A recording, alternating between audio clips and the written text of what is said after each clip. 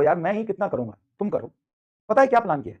Plan ये किया है कि जो अनएक्सपेक्टेड चीजें हैं ना, मतलब जो टफ चीजें हैं थोड़ी और अनएक्सपेक्टेड चीजें हैं, वो तुम इधर उधर की ना करके एनसीईआरटी का सोचा है कि देखो भैया, लेकिन बहुत इंपॉर्टेंट बात समझो इस बात को। हालांकि नीट के पेपर के बाद तो चीजें बहुत सारी क्लियर हो जाएंगी, अभी तो बहुत सारी चीजें अनसर्टेन भी है, लेकिन टफ चीजों का ना कोई लिमिट नहीं है। टफ चीजों का लिमिट कैसे नहीं है? टफ चीजें तो भाई बहुत होता है। भाई फिजिक्स तो बहुत हार्ड हार्ड भी होती है, बहुत मुश्किल चीजें भी होती है, उसका कोई लिमिट नहीं। तो उसका लिमिट जब नहीं है तो फिर तो कुछ भी हो सकता है। अरे ठीक है यार, गलती हो गई मेरे से, 32 चैप्टर ये माफ कर दिया।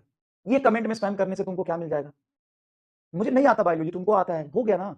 बहुत बहुत आसान है, 2 महीना बहुत होता है। मैं गलती में कान पकड़ के माफी मांग रहा हूँ, मेरी गलती है बेटा। 2 महीना बहुत होता है, 2 महीना क्या 1 महीना बहुत होता है अगर ढंग से रिवीजन किया जाए। ठीक है, चलो अब आते हैं। तो चीजें ना बहुत ज्यादा अगर आउट ऑफ द बॉक्स जाके करनी है तो उसका कोई लिमिट नहीं है, और फिर लिमिटलेस करोगे तो तुम्हारा जो मेन सब्जेक्ट है फिजिक्स और केमिस्ट्री, जो स्कोरिंग है वो सेक्रीफाइस हो जाएगा। तो मैं क्या सोच रहा था कि करना तो है अपने को, हमने क्लास में भी कंटेंट इतना दिया है, पिछले साल तक जो लेवल था उसके अकॉर्डिंग हमने पढ़ा, पिछले साल उसमें भी बच्चों का सिलेक्शन हुआ। अब थोड़ा पेपर हार्ड अगर आता है तो उसके लिए हमने तैयारी बहुत अच्छी करी है, कहीं से कोई दिक्कत नहीं है। मेंस एडवांस सबकी प्रैक्टिस हमने पूरी करी।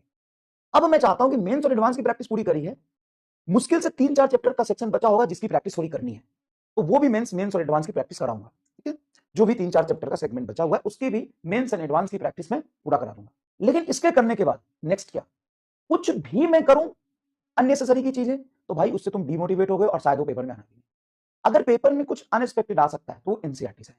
तो एनसीईआरटी की अनएक्सपेक्टेड चीजें आपको करनी चाहिए, ये मेरा सजेशन है।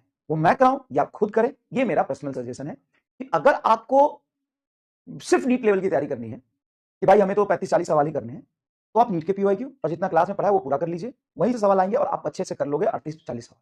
अगर 3-4 सवाल अनएक्सपेक्टेड कुछ भी आता है, कुछ भी आता है वो भी आपको कवर करना है, तो उसको कवर करने के लिए वहां पे आपका ना कंसेप्ट और दिमाग काम आएगा।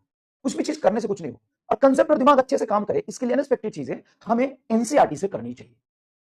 तो अगर मैं कराऊं या आप करो, एनसीईआरटी से जरूर करना।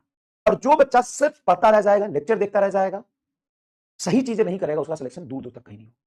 एनसीईआरटी के बैक एक्सरसाइज के क्वेश्चन पूरे लगाने चाहिए, और मैं खुद भी बैठ के देखूंगा, कोई भी चीज मुझे अजीब सा लगेगा, अच्छा लगेगा, वो मैं तुमको क्लास में कराऊंगा एनसीईआरटी की चीजें निकाल के। ठीक है, मजा आ जाएगा, मजा आ जाएगा। ठीक है, चलो ठीक है पूरा।